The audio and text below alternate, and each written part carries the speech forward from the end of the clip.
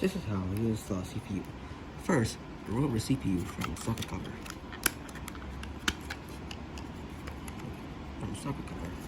As you can tell, I have an AMD Ryzen AM4 motherboard, and AM4 CPU.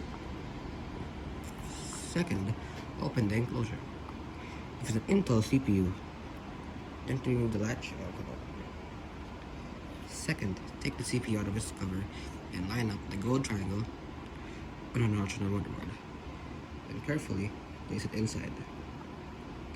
Let gravity fall into the socket and close the latch. That is how you install a CPU. Bye-bye.